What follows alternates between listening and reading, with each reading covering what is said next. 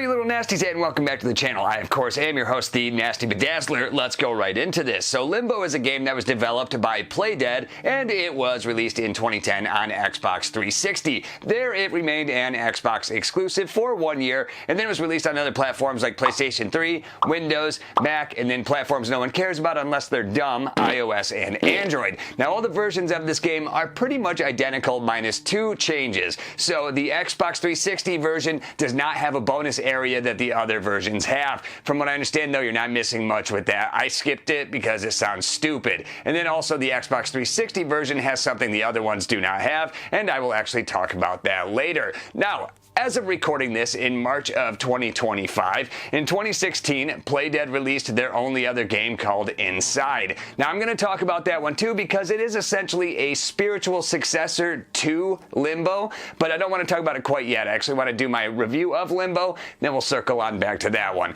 Now all of that being said though, guys, let's go right into this review.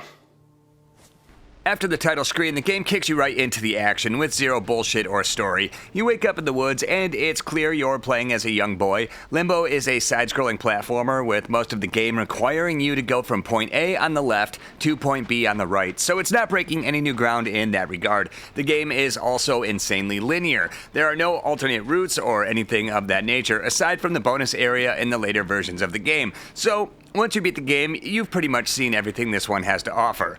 The controls are also insanely simple, as you have one button to jump and another button to perform actions, such as grabbing a box to drag it, pull a boat from the water, flip of a switch, etc. For the most part, the controls work as intended, though there will be a few deaths that feel like you didn't earn them, as the boy just didn't do exactly what you're trying to get him to do.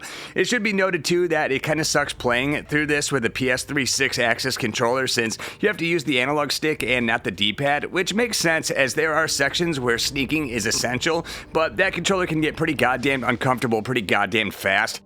This is obviously not the fault of the game, but it is worth pointing out, so if you struggle with that specific controller, you might want to seek out a different platform to play this on, or just use a different controller. Aside from that though, overall the controls succeed in getting you through the game, and I have no real complaints there. You'll also notice immediately that the graphical style presented here is really eye-catching despite the monochromatic art style. There are a few differently themed areas to explore, like the woods, dilapidated rooftops, or a factory, and there isn't much color here if at all. Just shades of black, gray, and white, and though I could definitely see the art style here being divisive amongst people, from what I've read online, most people agree it is really visually striking, and I agree with that sentiment. I believe some people think this looks like a shitty Flash game, and I think those people are idiots. I think this game is gorgeous, but whatever. Limbo also features fluid animations, and the world in which you traverse is so alien, it really keeps you on the edge of your seat wondering what kind of crazy shit you're going to run into next. It is legit impossible to know where this game is going to go, and maybe not as much as its follow-up, the previously mentioned game Inside, but this one still takes you on quite the fascinating journey. As you proceed through the game, you're going to notice quite a few things. Firstly, this game is pretty difficult on your first time through unless you're just some crazy asshole that's good at everything. You're going to be dying a lot, and it can definitely be frustrating, but it's also worth pointing out that there are very frequent checkpoints, usually just seconds away from where you died, so quickly respawning to try a different part over and over again is usually not so aggravating, unless of course you're just struggling to find the solution to your current situation. That will absolutely happen a few times on your short playthrough of this, as a majority of the gameplay involves solving relatively simple puzzles and the occasional tough one, and usually failure results in death. So, to reiterate, it is super nice that these checkpoints are so frequent, because if they weren't, this game would potentially become tedious and intolerable. Speaking of dying, there are no lives here to worry about. You respawn infinitely, which is nice, so you don't have to worry about being punished for losing your last life or anything dumb like that.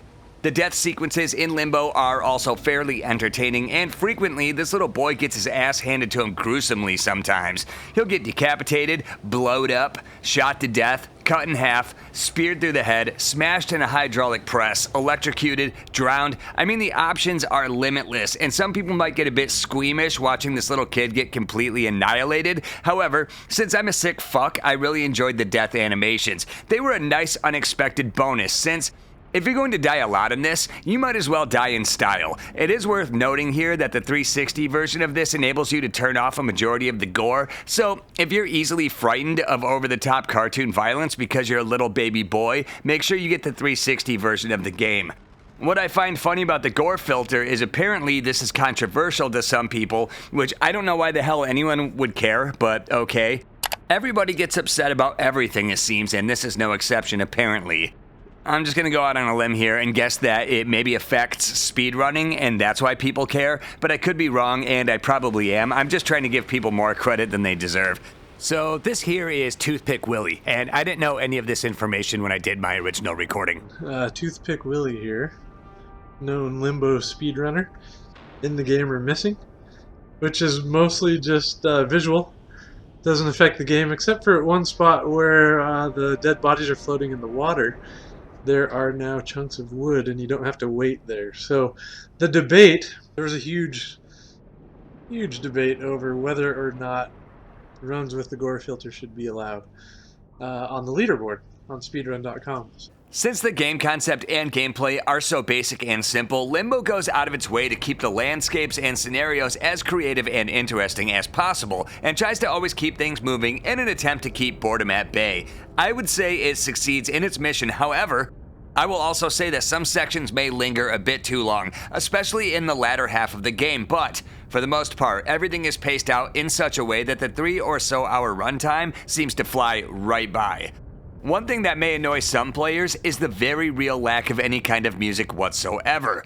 There are very few areas that have any kind of score, and when it does show up, it's actually fairly interesting and well done, but for most of the game, you'll be listening to its excellent sound design, and in that regard, the ambience here is really top-notch. You definitely get the feeling of exploring a dangerous alien environment where you could face certain death at any time, and you will. As I said, this may irk some players, but I think overall most folks will understand what Playdead was going for here, and in my opinion, they aced it. I'll play for you a few snippets of this game in action with the sound up, just to give you a sense of what you'll experience if you decide to give this game a shot.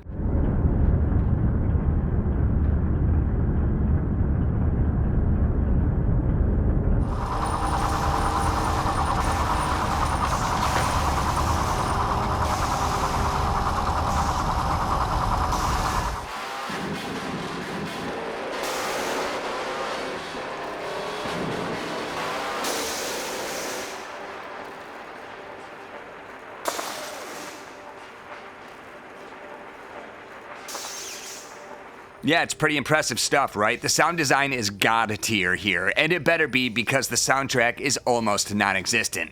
As you push forward through the game, you'll continuously come across challenges that you need to overcome. Such is the case in most platformers, and yes, I know that, but things aren't always so cut and dry here, and the game can be cryptic at times on what you're supposed to be doing.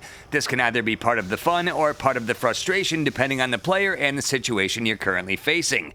Let's talk about some of the scenarios you'll encounter as you work your way through the game.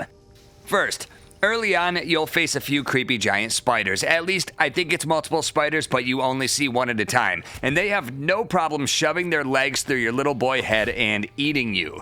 You'll need to outwit these bastards, first by agitating a spider into trying to attack you, and as his leg hits the ground while missing you, snare traps will fall from a nearby tree. You then drag these traps to the spider and again attempt it to strike you while dodging the blow and having the leg hit the snare trap. Eventually, you'll snip all of its legs in two and the spider will leave you alone. You'll also encounter what I find to be one of the only seriously annoying sections of the game, which are the glowworms. Whenever you pass underneath one of these, it will attach itself to your head, at which point you will only be able to move in one direction without being able to stop. This forces you to figure out how to traverse the upcoming terrain with the now diminished controls, and you'll need to quickly figure out how to get over obstacles with the now limited controls. You can reach beams of light that will have your boy reverse course, and finally, once you've completed the section, you'll encounter other hanging creatures that will eat the worm off your head, releasing you from its control. I always found these sections irritating for some reason, but if you enjoy the game Lemmings or Mario vs. Donkey Kong, you might enjoy these puzzle sections since the concept is similar.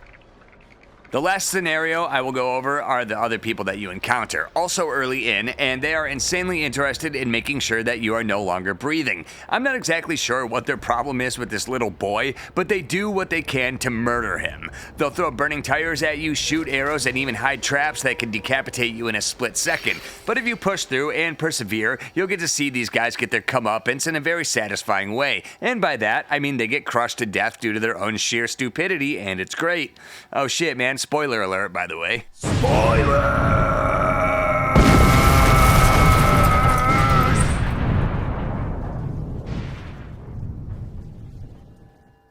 The first half of Limbo might be a little misleading to some players, as the game, while still somewhat difficult, won't really offer you too much trouble at first. Sure, you'll die here and there a few times, but I found that after dying once, the solution to the puzzle I died on was now pretty clear. So I'd quickly clear that section and move on.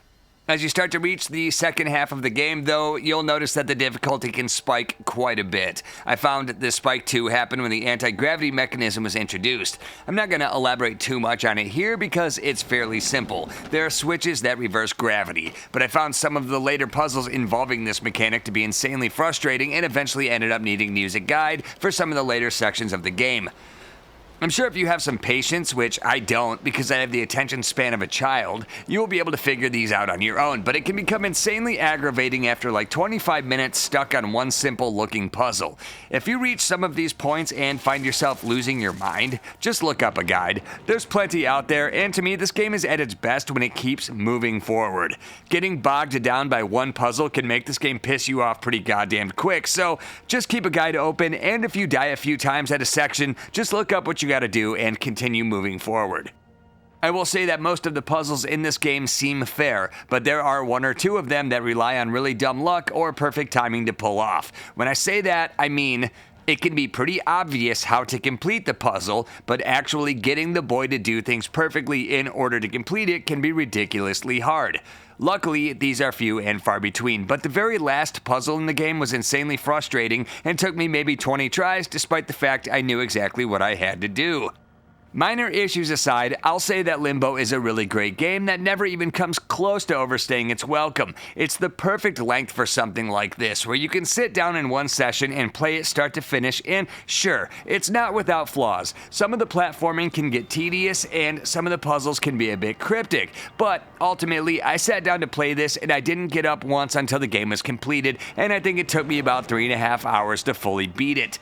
Some people might be bothered with the lack of an actual musical score here, but I think more people will actually be enthralled by the ambience and excellent sound design, which is the camp that I fall into. It is worth noting too that there isn't a great ending here, and that might bother some people as well, and after completing the game, you'll soon realize that the game just seamlessly looped and started over. It essentially wants you to beat it again but die less to probably get the no-death achievement. It's neat that it ties the beginning and the end together in such a way, but it would have been far more rewarding to give us some kind of ending that explains what in the absolute hell was going on.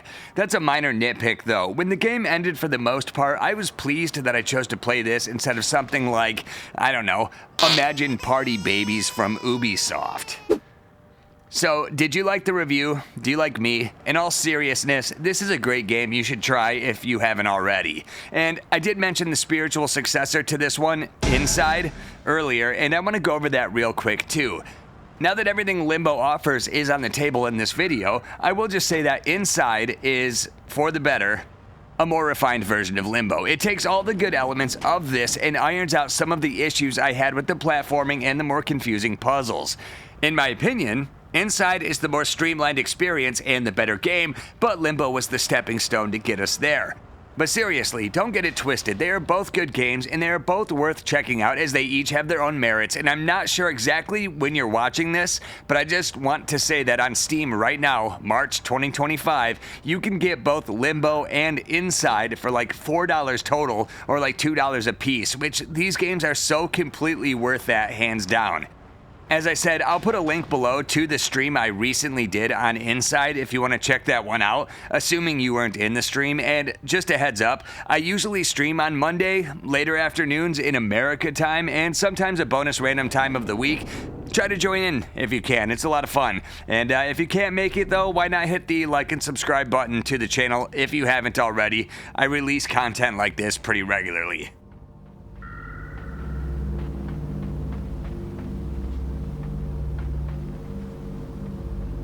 Okay guys, well there you go. There's my review of Limbo. And with all of that being said, let's roll the surprise death supercut that I made for you guys. Thanks for watching this one, man. We'll see you guys on the next video.